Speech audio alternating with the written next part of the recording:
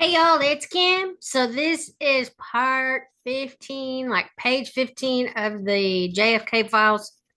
These are pretty short, except for maybe one or two of them. I'll probably have to do a couple of videos just to make sure I don't get cut off or something. But anyway, these are pretty easy. It says JD Lavery, OGC, via A Adana, and DDO, PSCG. These, I think we looked at those codes. These are certain departments within the CIA, and it's a subject classification of EX 3600 or either your request for a couple sentences of factual data as to why this document is classified. Here they are. Ex post facto, since I was not associated with Operation MH Chaos during its existence, I can only offer the following reasonable surmise. As we now know, during its tenure, MH Chaos was one of the most sensitive operations conducted under DDP aegis, repeatedly sanctioned in writing by the DCI. The activity was deemed so sensitive that it was controlled by and through extremely restricted handling channels. I think it follows logically, at least in my view, that any document produced by MH Chaos, whether a formal or informal one, would have been classified at least secret. And does the information in this document warrant classification today? I think it does, and I believe the current classification of confidential is proper. Reading pages 2 through 12 carefully, it is readily apparent that some of the information on some of these pages was seemingly acquired from and through sensitive sources and methods. Also, these pages contain frequent mention of FBI information concerning many of the peace movement groups, organizations cited, and FBI reports received by MH Chaos were invariably classified for the most part confidential, and what should be the proper FOIA exception for EX 3600, in my view, B3, whatever. And then it stops there. I think this document is basically the same thing. It's just yeah, P. Havner's, yeah, it's the same exact document. Let's see, this was secret document for or to Buenos Aires from Rybat MH Spike. And then what's the date on this one? Does it even have one? I guess it doesn't have references. Director 511359 and Breed Director 507298. FYI only. It has just come to our attention that Domestic Contact Division, or DCD, in January 1974 interviewed Stephen Van Cleve, president of Intelligence Services Limited, a private firm, on his previous trips to Argentina.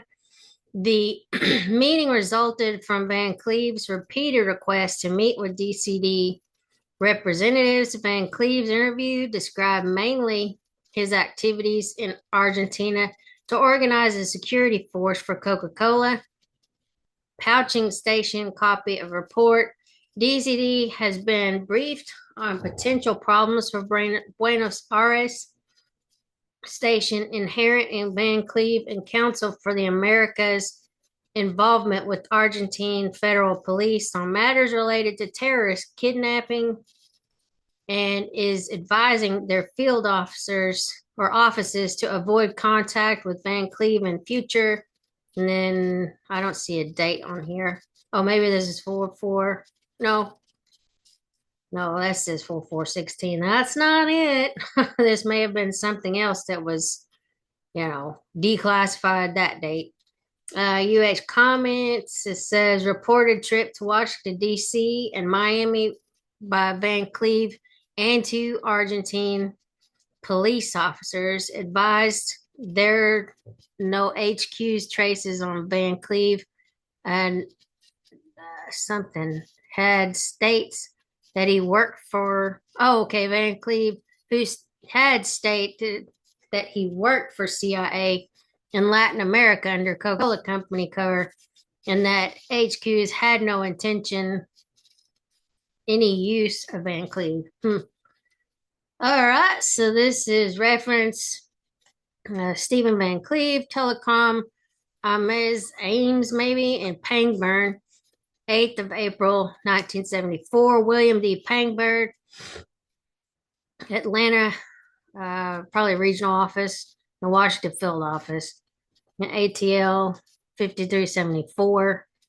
And then support branch, DCD, attaches a subject tag to use as you see fit. And there's only 2 pages. It says memorandum for the record, subject Mr. Stephen Van Cleve. On 27th and 28th February, calls were received from Bill Cantrell, OPS, ITG, and Dave Dewhurst, WH4AR, concerning, I guess it's 00AS3220345 or whatever, 43574.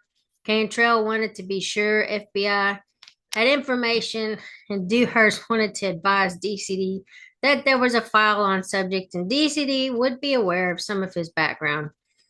Evan Ames stopped in to see Dewhurst in his next visit to headquarters and received a fill-in on subject's background, and subsequently a call was received from Charlotte in the CWH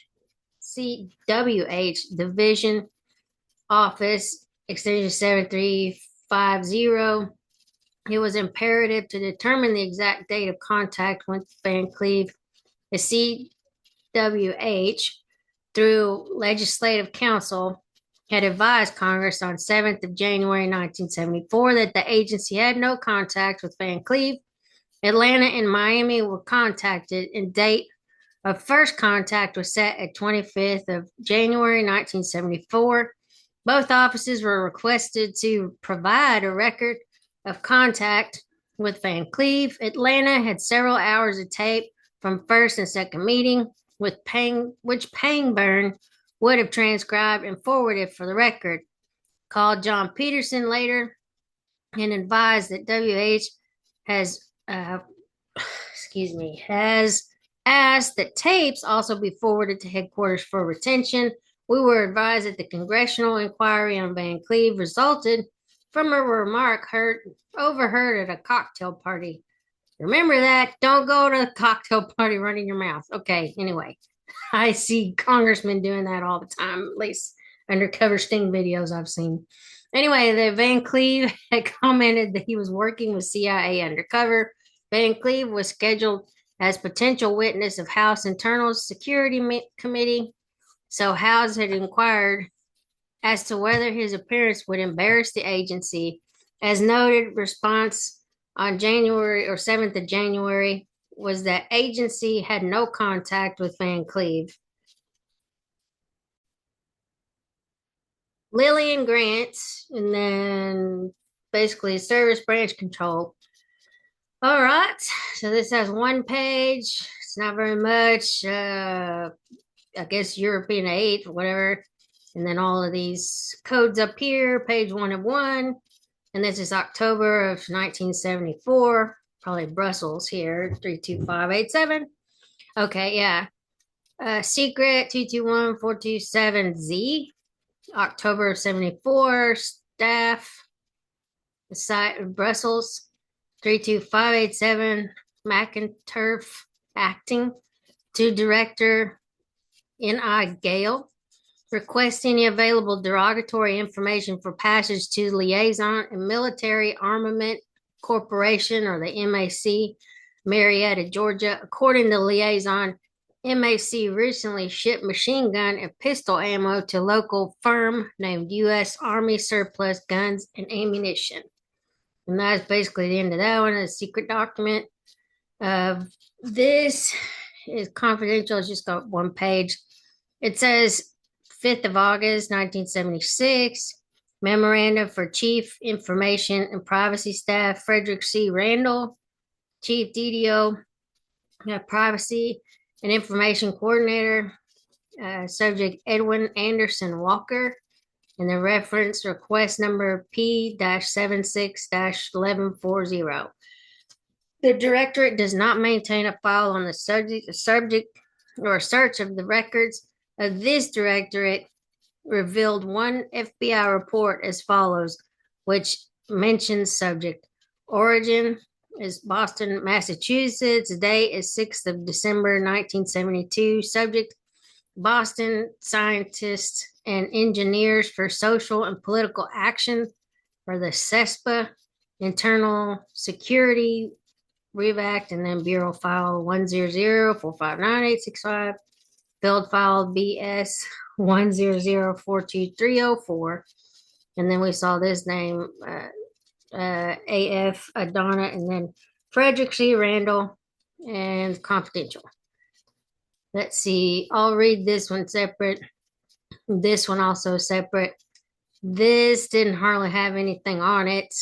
And then this one, it says Domestic Collection Division, attachment for your information, copy sent to SE, BB, and A.